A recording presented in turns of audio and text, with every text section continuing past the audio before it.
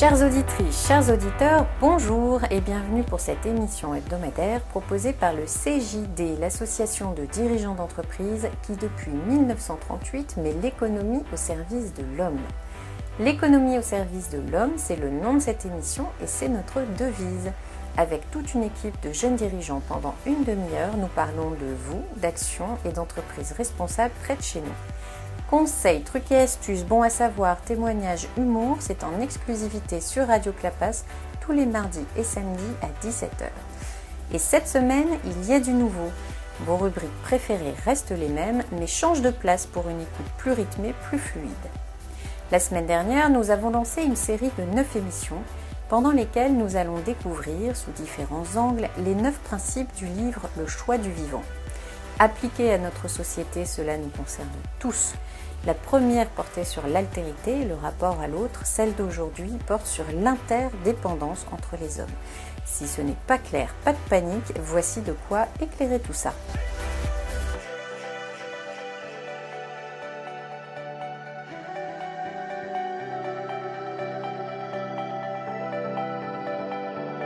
Nos entreprises, ce sont nos biens et services, nos emplois, notre protection sociale, une vie sociale. Pour ouvrir la rubrique « C'est carrément près de chez vous », Richard, Yannick et Anne vous proposent la météo de Grégoire, un spécialiste de services informatiques. Anne, Grégoire, c'est à vous. Bonjour Grégoire. Donc, est-ce que tu peux te présenter en quelques mots pour nos auditeurs de Radio Clapas ? Bien sûr, je m'appelle Grégoire Lochard, j'ai 47 ans. Je suis en couple dans une maison à Saint-Martin-de-Londres. On élève 3 enfants.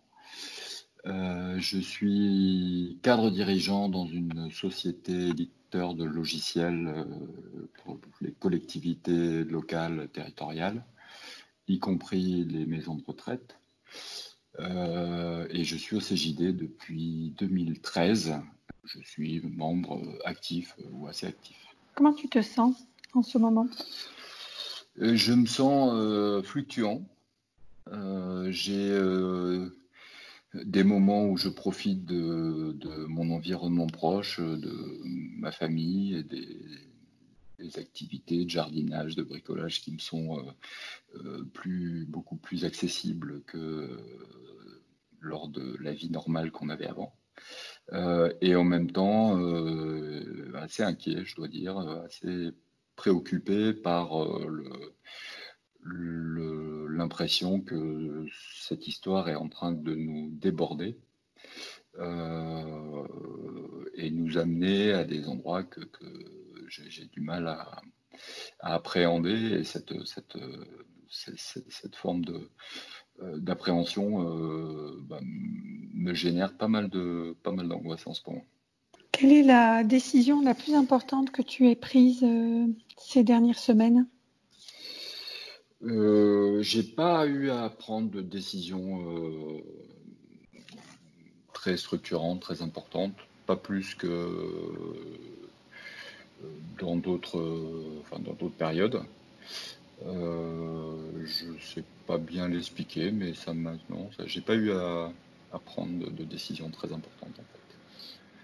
Comment ça se passe avec tes collaborateurs ? Est-ce que quelque chose a changé ? Alors en fait, nous, on est déjà dans une logique de télétravail. Le télétravail est quelque chose d'assez connu chez nous. Ça fait longtemps, 4-5 ans qu'on a basculé sur du télétravail où chaque collaborateur a la possibilité, s'il le souhaite, de se mettre en télétravail 1 à 2 jours par semaine. Moi-même, je suis très souvent en télétravail puisque j'anime des équipes qui sont réparties en France. Et du coup, finalement, pour moi, ça change pas grand-chose dans ma relation à mes collaborateurs.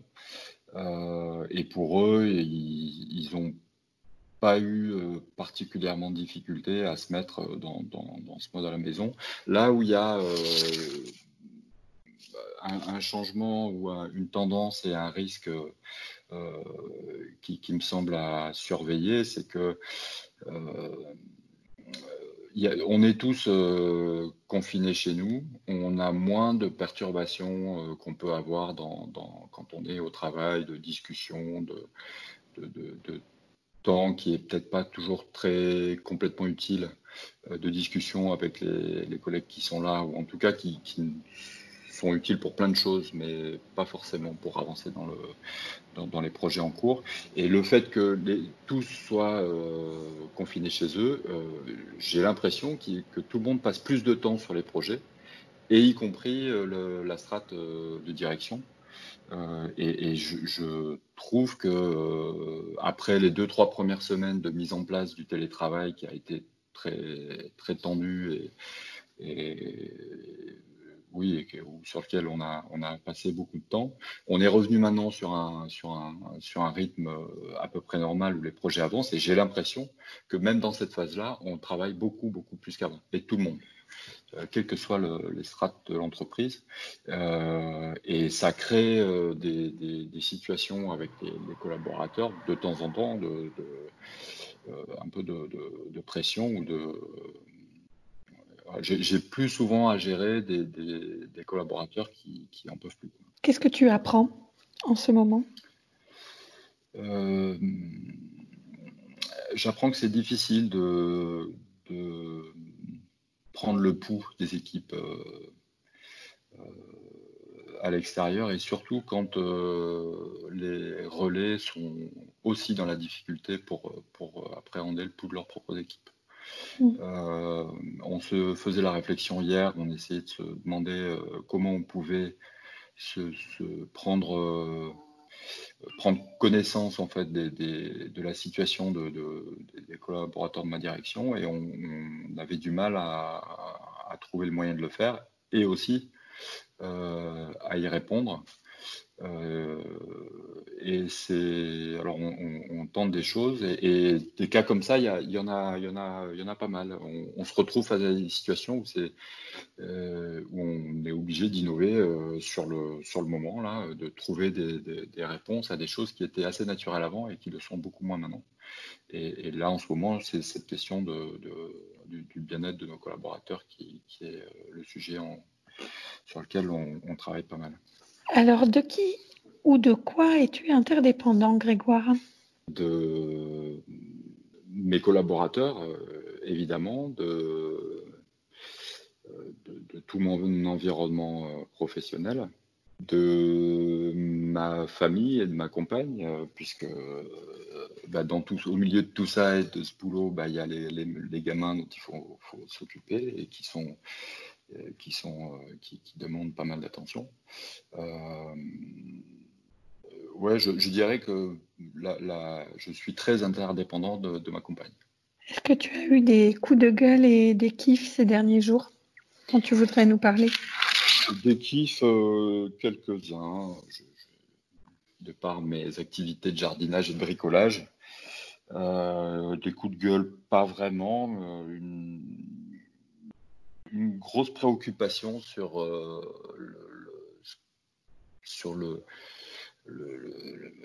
l'impression qu'on est tous en train de perdre notre légèreté.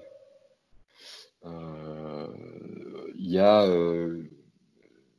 devant ce virus des réactions d'inquiétude qui sont tout à fait légitimes, de peur par rapport à tout ce que ça peut amener comme risque dans notre vie.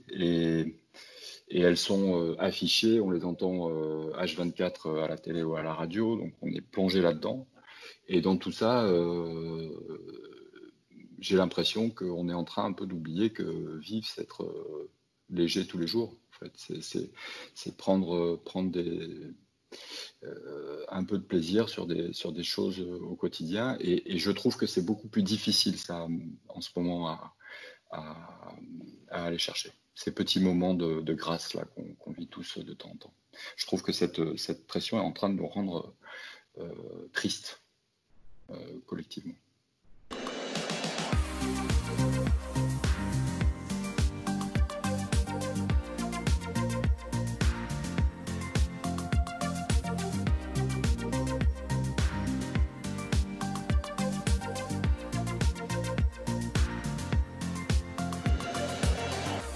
Merci Anne, merci Grégoire. Vous faites partie du CJD, l'association de dirigeants d'entreprise qui vous propose cette émission et dont Pierre est actuellement président. Animé par la volonté de partager avec nous ce que peut être une économie positive, Pierre a invité pour vous, lors des 2 dernières émissions, les co-auteurs du livre Le choix du vivant, Éric Julien et Marie-Hélène Strauss. Il aborde aujourd'hui pour vous le thème de l'interdépendance appliquée à l'économie avec un nouveau témoignage de chef d'entreprise près de chez nous.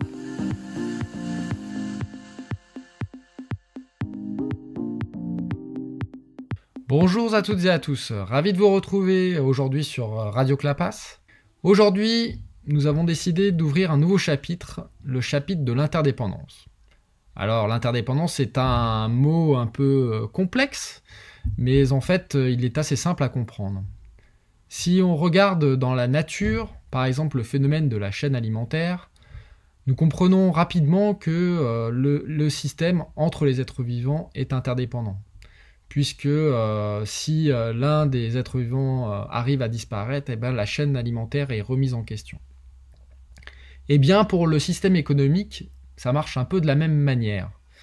Si un client ou un fournisseur de l'entreprise vient à disparaître, ou même un groupe de clients ou un groupe de fournisseurs, et c'est souvent le cas dans cette crise sanitaire, l'entreprise est remise en question. Peut-elle toujours fonctionner ? Pour illustrer ce phénomène, nous allons rencontrer aujourd'hui Sylvain Maillard.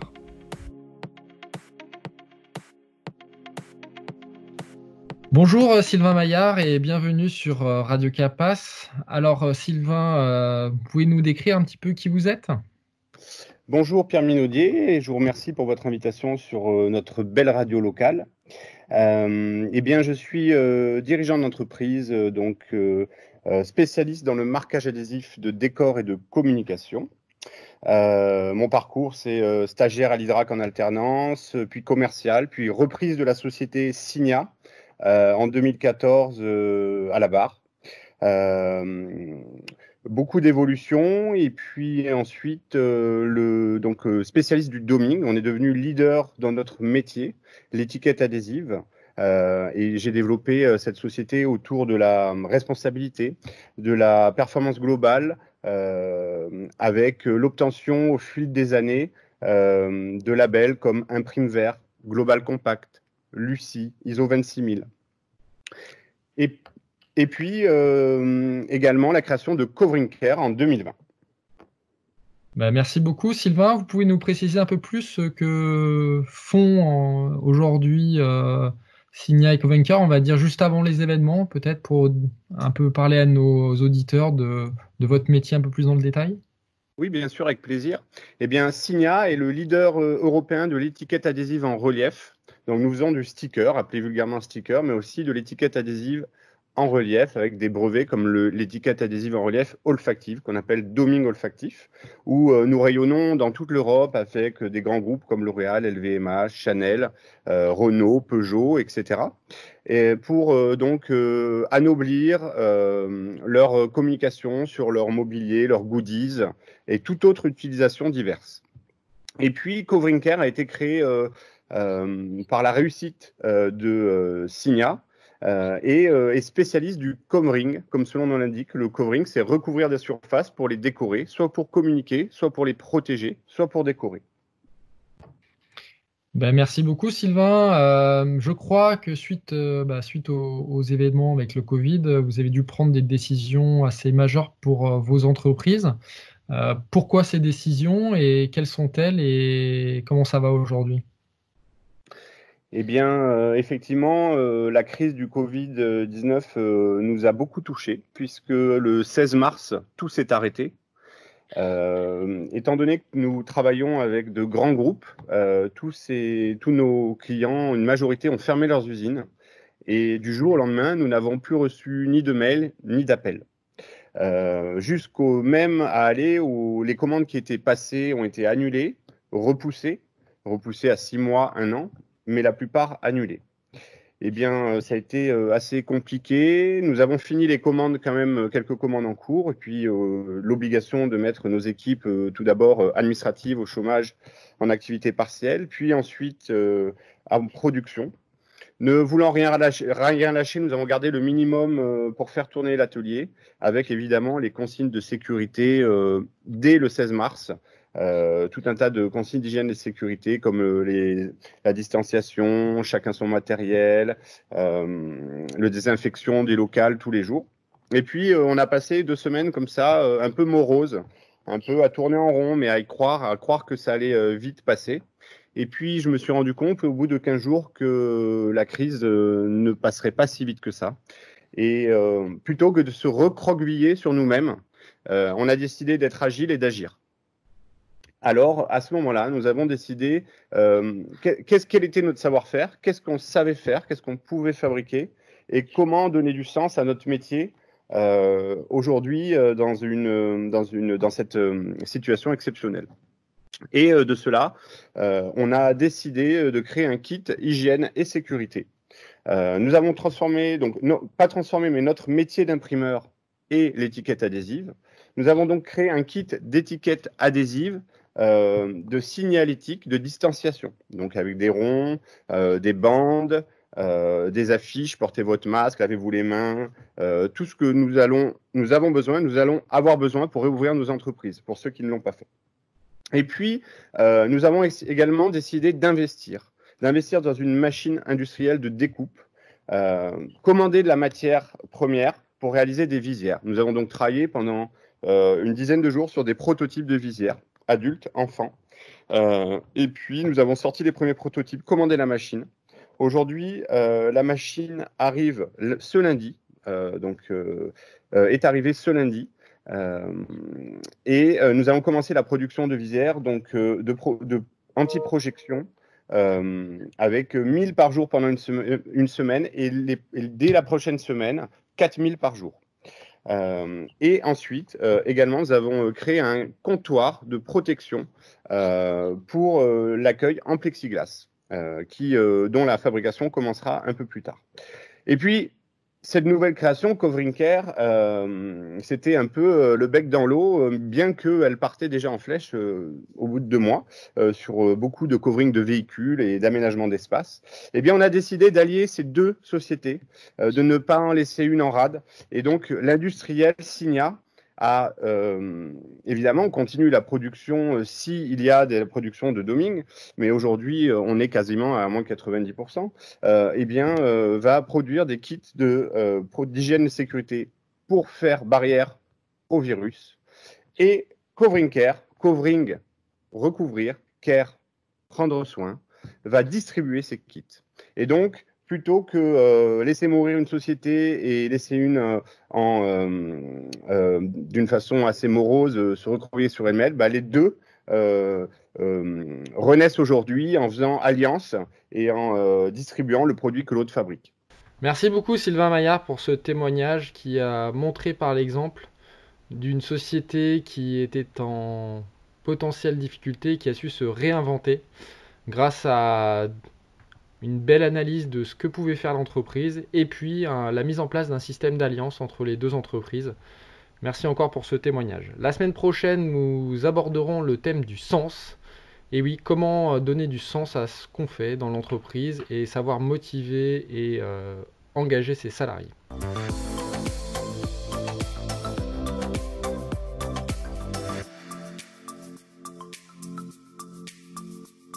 Vous êtes sur Radio Clapas, vous écoutez l'émission L'économie au service de l'homme, proposée par le CJD, l'association de dirigeants d'entreprise qui met l'économie au service de l'homme et non l'inverse. Après ces témoignages d'entreprise pour une économie plus positive, voici votre rubrique Joker, quelques minutes d'entracte entre un peu d'humour avec Pépito et un peu d'inspiration légère avec la chronique Le Virus. Tout de suite, Bérénice, Richard et Yannick ont fait voyager pour vous la mascotte du CJD, Pépito.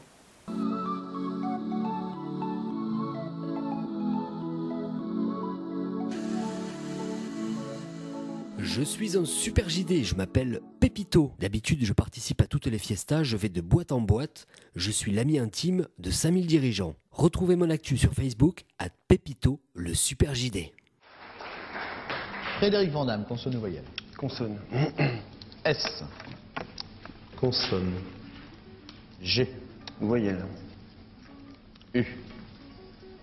Voyelle. E. Consonne. C. Voyelle. A. Consonne. N. Voyelle. E. Et consonne. L. Frédéric Vandamme. 9 lettres. Avec enculage au pluriel. Enculage. Oui, et des mouches exclusivement. Moi, j'ai un dictionnaire très pudique qui n'admet pas ce mot, mais heureusement Bertrand l'a. L'Académie française propose que l'expression « quand les poules auront des dents » soit remplacée par « quand les Français auront des masques ».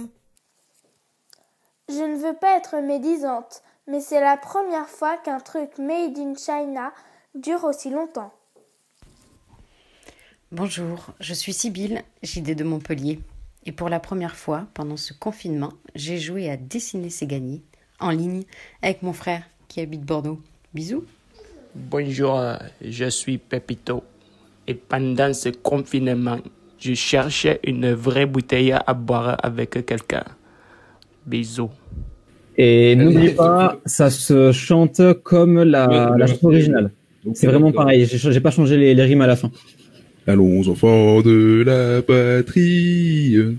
C'est l'heure de gloire, on y est arrivé. Ça se chante comme la chanson originale. Comme la chanson originale. Comme la chanson originale. J'espère que ça vous a plu, vous me retrouverez tant que je serai confiné. En attendant, vous pouvez me retrouver sur Facebook, @Pépito, le super JD. Merci Yannick, merci Pépito. On sait que l'un ne va pas sans l'autre et c'est très bien. Une belle illustration de l'interdépendance, fil rouge de notre émission.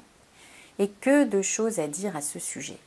J'en ai parlé justement à une ancienne version de moi, Virginie, et voici donc votre chronique Le Virus.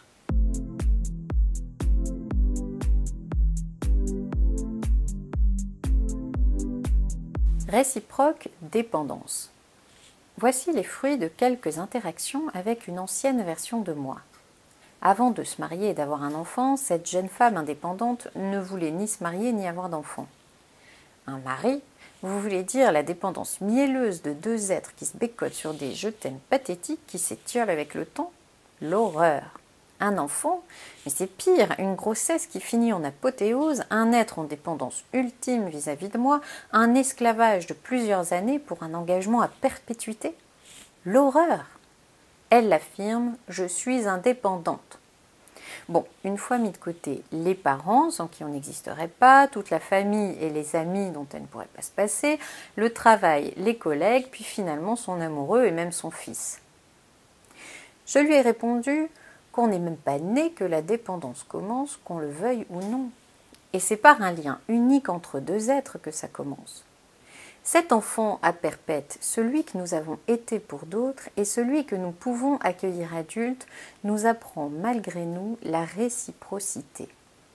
Ce charmant tube digestif à qui on doit fournir la béquille, ce vampire de temps qui envahit notre quotidien et pompe nos ressources énergétiques, fait entrer nos cœurs dans une nouvelle dimension, crée une énergie nouvelle et décuplée, et symbolise, en tout cas on l'espère, une, sinon la valeur fondamentale de la vie, l'amour.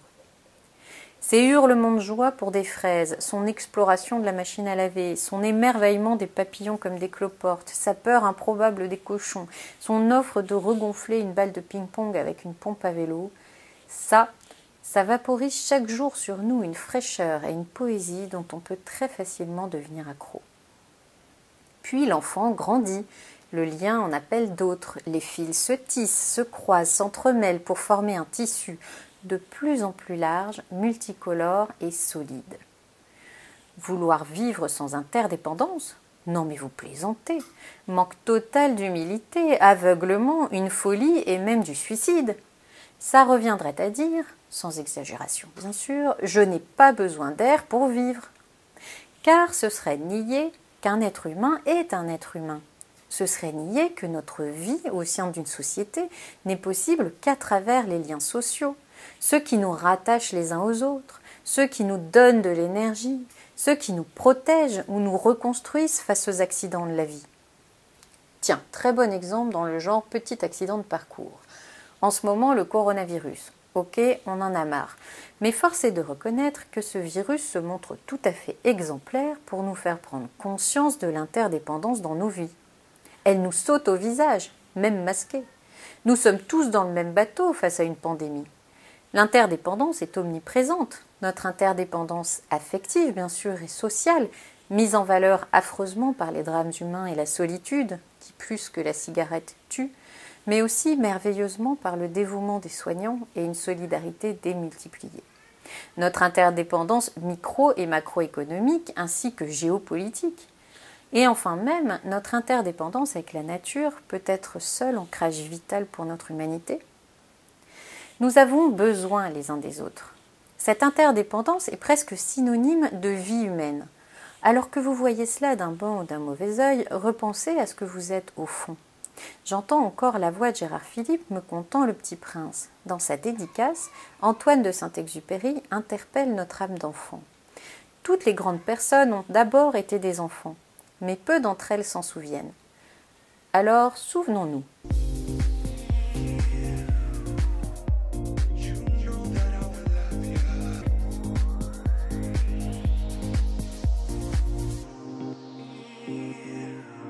Votre entracte est terminé.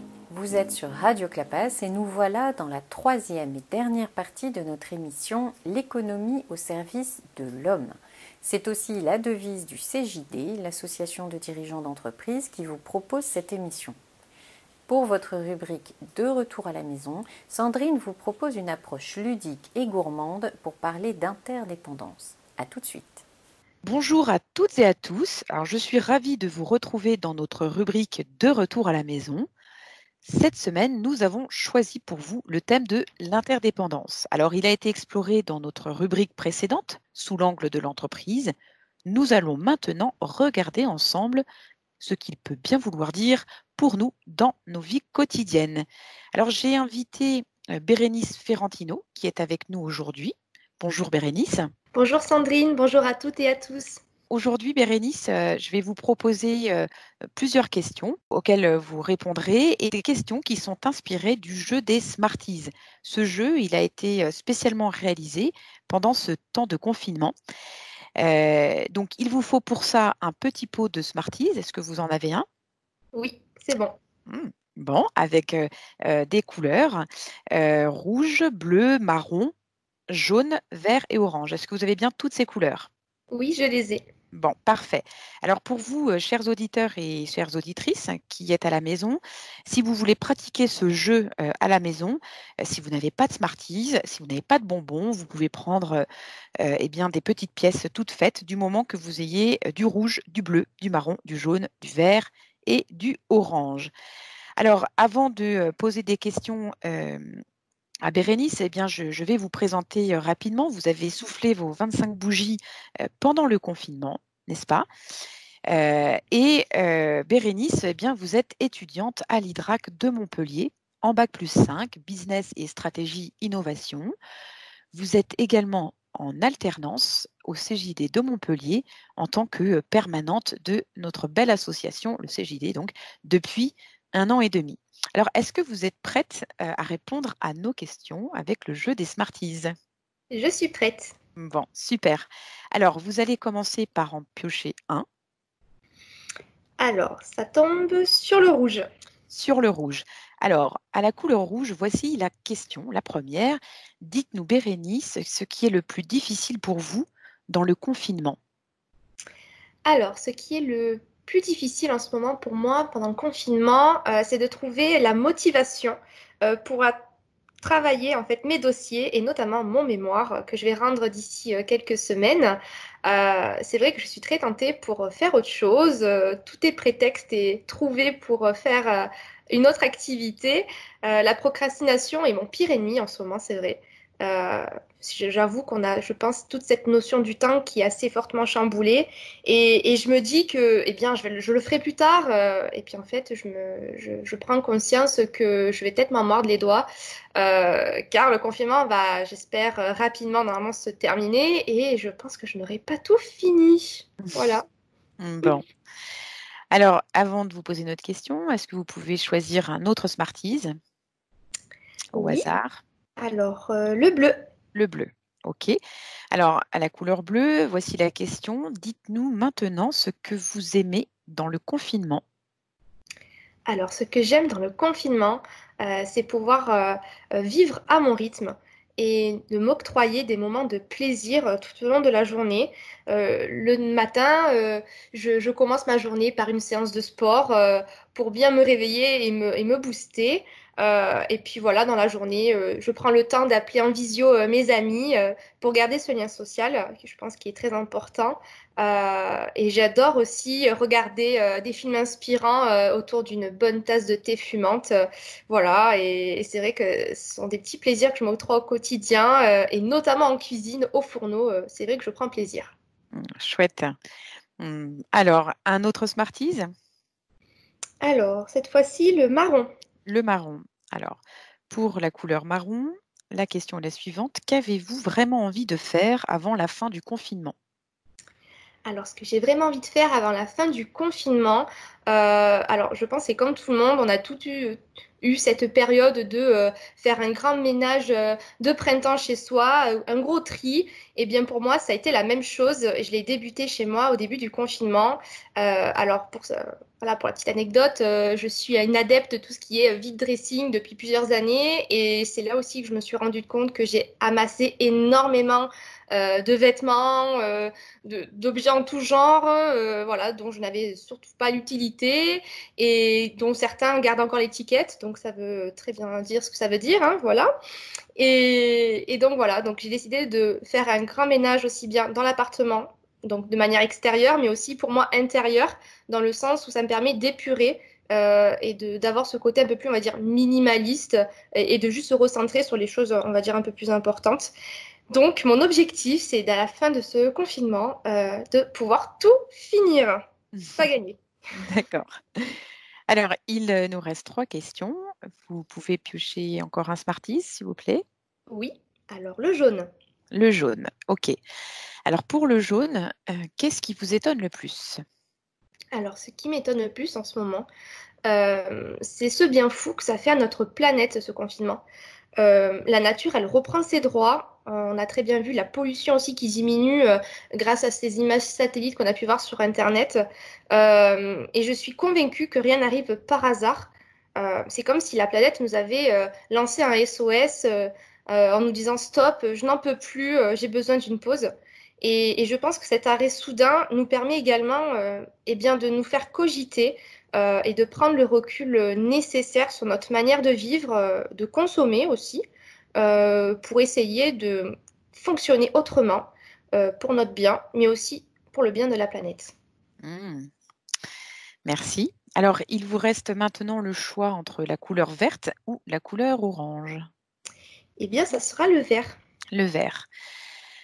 Alors, à la question du vert, qu'est-ce que vous ferez en premier quand le confinement sera terminé? Eh bien, je pense que la première chose que je ferai, c'est d'aller voir mon chéri, dont ça fait bientôt 1 an, voilà, nous sommes ensemble. Il habite pas très loin de chez moi, mais pourtant, nous ne nous sommes pas vus depuis le début de ce confinement. Et on commence à trouver le temps un peu longué, je l'avoue. On essaye, voilà, quand même tous les jours de s'appeler en visio pour garder ce lien-là entre tous les deux. Mais bon, c'est vrai que c'est pas facile, voilà, au quotidien, mais on fait avec et on se dit que voilà, c'est pour créer le manque et c'est pour mieux se retrouver par la suite. Bel adage. Alors normalement, il vous reste que l'orange. C'est ça. Et donc la question est la suivante, la dernière question, quelle habitude avez-vous changé et que vous avez envie de garder? Eh bien, je dirais qu'il y en a 2. La première, c'est j'ai décidé d'enlever toutes les notifications de mon téléphone, car je me suis rendu compte que j'étais beaucoup trop accrochée à mes écrans et notamment mon téléphone. Donc je me suis dit, je vais tout enlever au niveau des notifications pour être vachement plus concentrée, moins distraite. Et j'avoue que ça marche beaucoup. J'ai l'impression d'être vachement plus libre de mon téléphone. Et la deuxième, j'ai lu pas mal de livres sur le développement personnel depuis le début du confinement et certains des conseils qui ont été donnés dans ces livres a été, donc par exemple, d'afficher dans sa salle de bain des phrases positives, des mantras boostants à se répéter plusieurs fois dans la journée lorsqu'on rentre dans la pièce. Et tout ça pour en fait se focaliser sur des sur des pensées positives, d'être vachement plus optimiste et de pratiquer la gratitude au quotidien. Et j'avoue que ça fait un bien fou. Eh bien, merci beaucoup, Bérénice, pour toutes vos réponses et pour toutes vos prises de conscience aussi. Comme Bérénice, chers auditeurs et auditrices de Radio Clapas, ne craignez pas d'ouvrir les yeux sur vos dépendances et interdépendances. Pratiquons comme Bérénice la gratitude et la reconnaissance de nos dépendances au lieu de cultiver le sentiment de l'individualisme. Car comme l'on dit souvent, seul on va plus vite, ensemble on va plus loin. Ne perdez jamais le lien avec vous-même.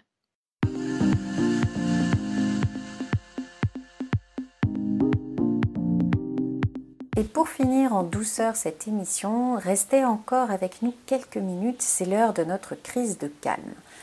Vous écoutez cette émission, entendre, écouter peut aussi vous soigner. Céline nous parle cette semaine d'une nouvelle médecine douce et c'est le moment de découvrir la sonothérapie.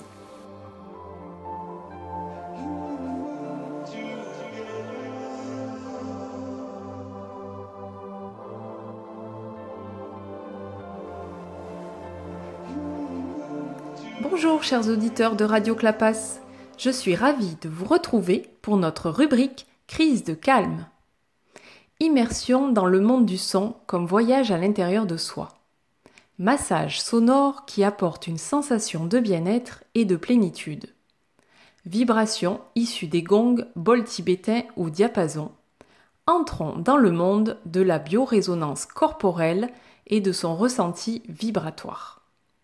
Chaque semaine, nous allons découvrir ensemble une technique de médecine douce pour vous aider à choisir celle qui vous correspond. Aujourd'hui, je vous présente la sonothérapie. La sonothérapie est l'application thérapeutique de la sonologie, science des sons et des vibrations. Cette thérapie, par les vibrations sonores, procure bien-être physique et mental. Pour comprendre comment ces sons peuvent agir, il faut savoir que le corps émet un champ électromagnétique, source de vibration.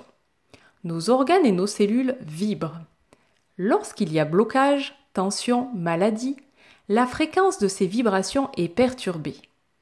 Les sons dits cohérents des instruments thérapeutiques peuvent, grâce à leur fréquence spécifique, entrer en résonance avec notre corps pour le réharmoniser.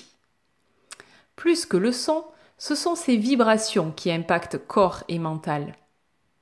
Utilisé depuis des millénaires en Asie, le massage sonore peut vous aider à retrouver tonus et vitalité. Il vous permettra également de soulager des douleurs articulaires ou musculaires liées à cette baisse d'énergie, mais aussi les migraines ou encore les troubles digestifs. Bain de gong, bol chantant, voix et diapason sont des instruments complémentaires permettant d'atteindre un état de détente profonde. Les bols tibétains seront utilisés pour ramener l'harmonie dans les zones de déséquilibre. Pendant une séance de sonothérapie, des bols de différentes tailles seront placés sur plusieurs parties du corps, puis frappés délicatement avec une maillotche. Les sons émis traversent alors le corps pour faire vibrer chaque muscle et chaque organe. Ce massage en profondeur agit sur l'ensemble des cellules et procure une sensation d'apaisement immédiat. Les diapasons thérapeutiques seront utilisés pour réaccorder l'ensemble du corps. Ils agissent en stimulant les nerfs et aident à relâcher les points de tension. Selon le motif de consultation, le sonothérapeute va placer ces diapasons sur le corps à des endroits stratégiques. Le sternum, le dos, la tête ou les pieds. Pour cela, il s'appuie notamment sur des points d'acupuncture, des zones de réflexologie ou encore des chakras. Tout le monde peut bénéficier des bienfaits de la sonothérapie. Petits et grands, elle est particulièrement recommandée pour les personnes stressées ou pour les sportifs qui souffrent souvent de douleurs musculaires. Vous l'aurez compris, cette médecine douce permet de se détendre en profondeur, de dissoudre les tensions et favoriser le lâcher-prise. Alors, si vous aussi, vous souhaitez explorer cette expérience merveilleuse de massage sonore et rester sur de bonnes vibrations, n'hésitez plus. Offrez-vous une séance de sonothérapie.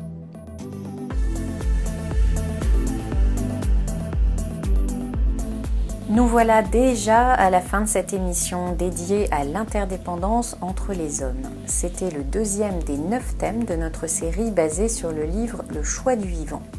L'émission sera rediffusée samedi à 17h et vous pouvez retrouver tous les podcasts sur le site radioclapas.fr. Vous avez des questions, des suggestions, partagez-les, allez sur la page Facebook du CJD Montpellier. Merci aux jeunes dirigeants du CJD pour leurs valeurs et cette émission L'économie au service de l'homme. Enfin, un grand merci à toute l'équipe de Radio Clapas pour son accompagnement. À mardi et d'ici là, prenez soin de vos proches et de vous.